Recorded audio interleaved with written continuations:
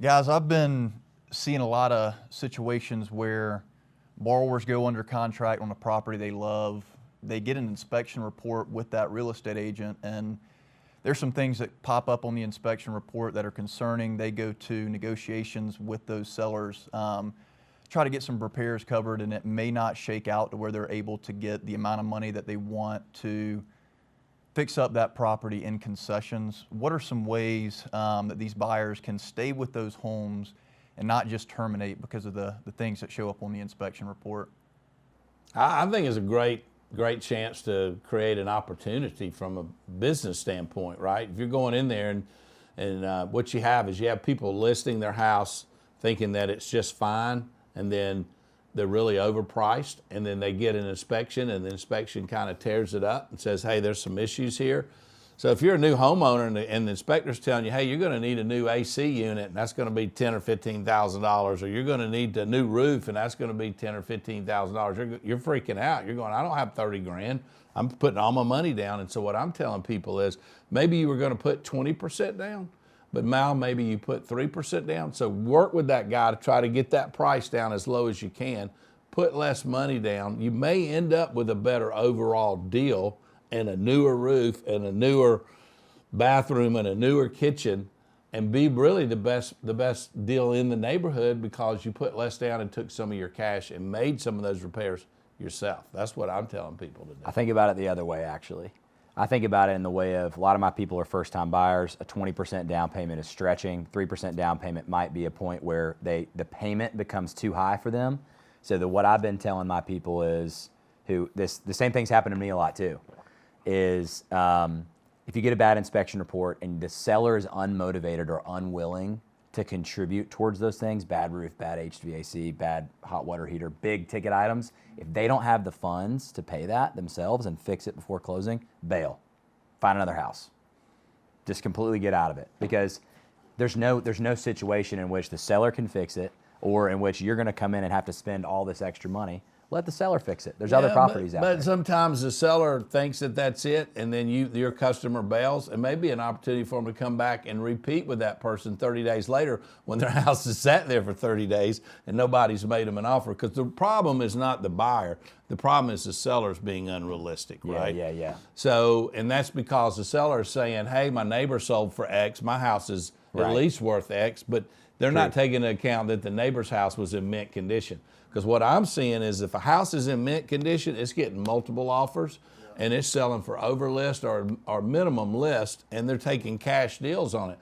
So there's about 10% that are going, quick and at price, and then the rest of the other 90% are sitting and not going because the people are not being realistic. The seller is. So I think there may be a chance that you go in, the guy's not reasonable. Maybe you revisit him 30 days later, and maybe there's an opportunity there. Right. Yeah. You got to have a motivated seller. And maybe there's a mix of both, being able to make those negotiations, see what the sellers are willing to give. If it makes sense to reduce that down payment in order to put some equity into the home and make it the way you want it, to build more equity in that property, it may make sense. So face it, I mean, if you're in that situation, you're probably looking at a house that's 15 to 30 years old, right? So a lot of other people in the neighborhood are in the same situation. And if you go in and you make your house fresh because you put your cash in it and you were able to bring it up to speed, now you've got a better house, maybe at a cheaper price than other people in the neighborhood. I don't know. To me, that's the bargain. It's kind of like my old rule was, when I was looking for a house, Mary and I'd be riding around and looking at houses in the neighborhood, and I'd pull up and I'd say, what do you think about that? And she'd go, eh. I go, that's the one I want to go see, because everybody else's wife is going, eh. And I want to go in there and see if I can make that thing pretty and make it work, because that's exactly the way this house is that we're in today. It was, eh. And now look at it. It looks better. Yep. Well, let's dive into a little bit on the multi-offer situations where, we're in a spring market, going into a summer market. A lot of buyers right now are finding themselves in a multi-offer situation where, in the past 6-8 months, there hasn't been a lot of multi-offer situations. What, as Hometown, what can we do to help our buyers stand out with their offer letters? and assurance in the process from start to finish to incentivize listing agents that, hey, these buyers represented by Hometown are strong buyers. What can we do to help them stand out? Connor? You got it figured out.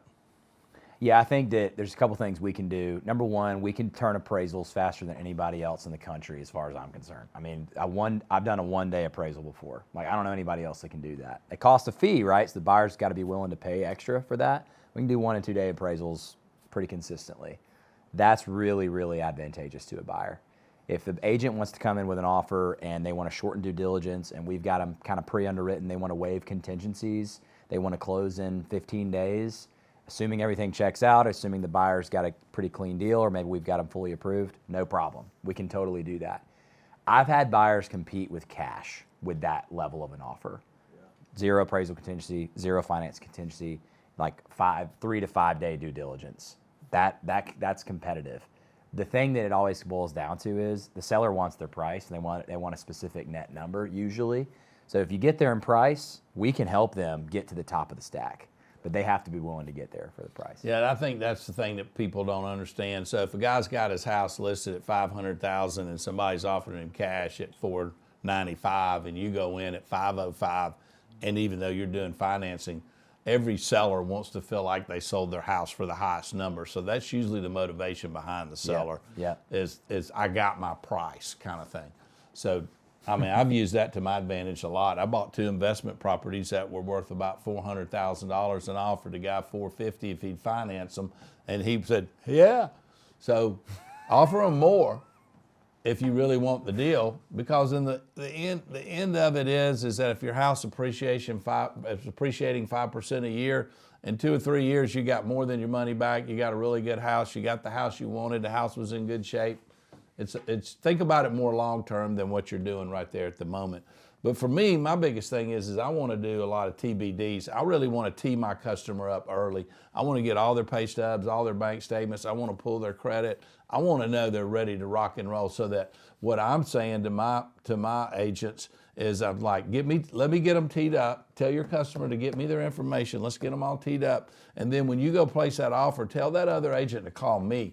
And so when that agent calls me and goes, hey, I got this offer from your customer, I want to be able to say, look, I've got their income, I got their bank statements. These people, I've got their credit. These people are rock and roll. They're rock stars. You need to do this deal with them. There's not going to be a problem.